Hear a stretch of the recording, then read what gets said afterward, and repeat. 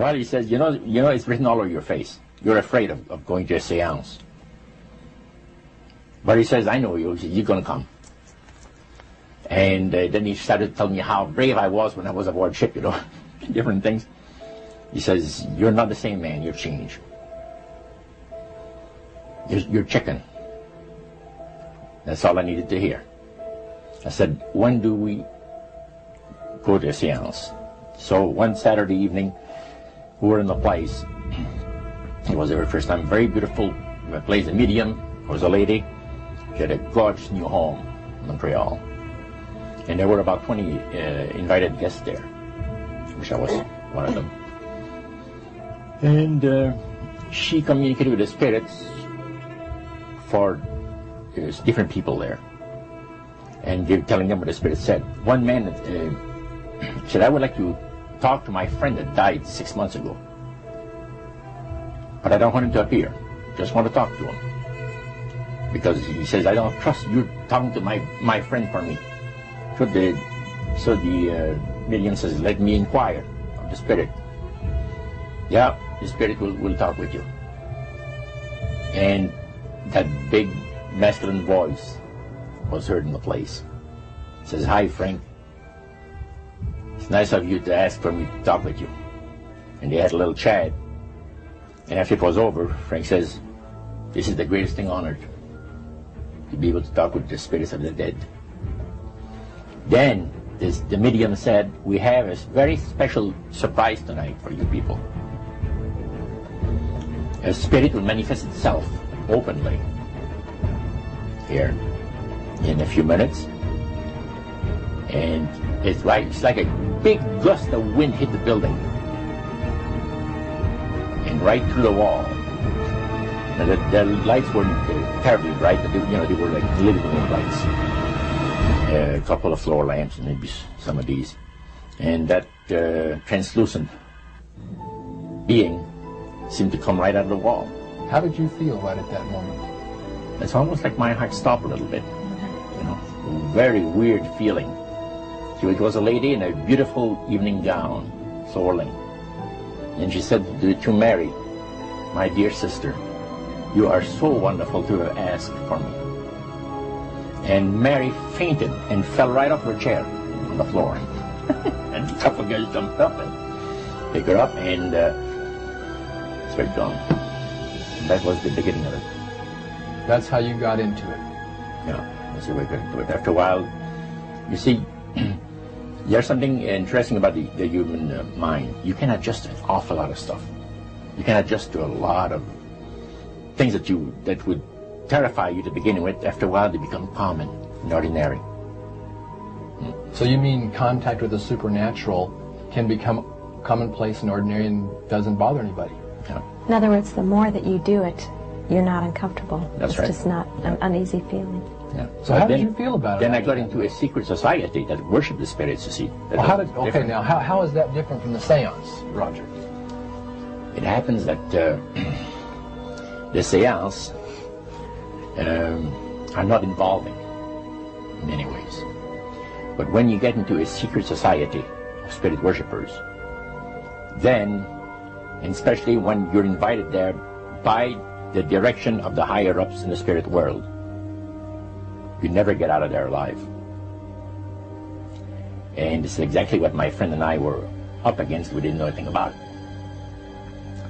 And there was a very, very popular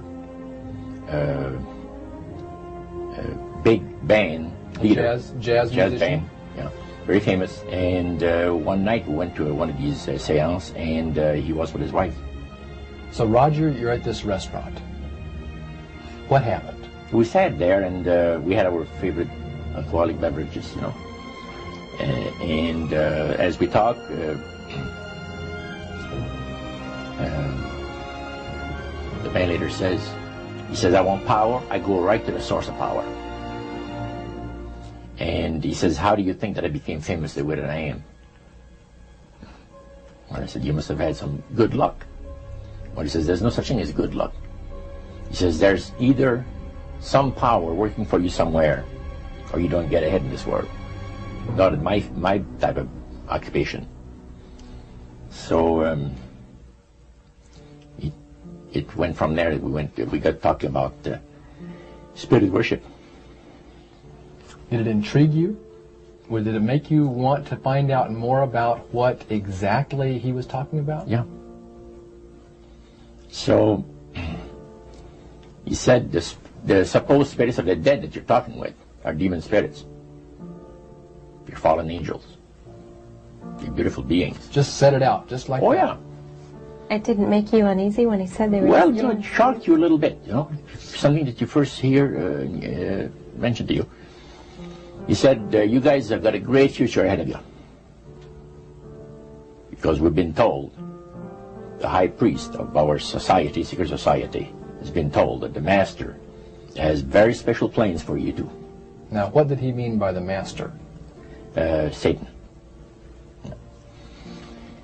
And we were interested to hear more about it. And he told us, he says, look, we worship spirits. We worship Lucifer and all his angels. They're just as beautiful as they did before they were cast out of heaven. He says there was a misunderstanding in the whole thing. He says among the inhabitants of the galaxies. And he says our master was misunderstood. And God did not bear with him like he does with people that make mistakes today. So we're in a warfare, good against evil. And we happen to be the evil ones, but we're not that bad. He says, I look at this business between the forces of good and evil. He says, you believe in one person believes in God, and everyone believes in Lucifer. It's like politics. So the great controversy is real. And you've heard someone talk about it that's on the other side. And to these people, they are sold to the fact that Christ will not return to this planet with power and great glory.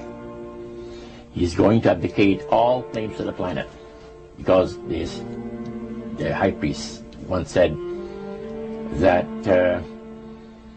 Christ will abdicate all claims to the planet because he knows that it is lawfully and rightfully Satan's.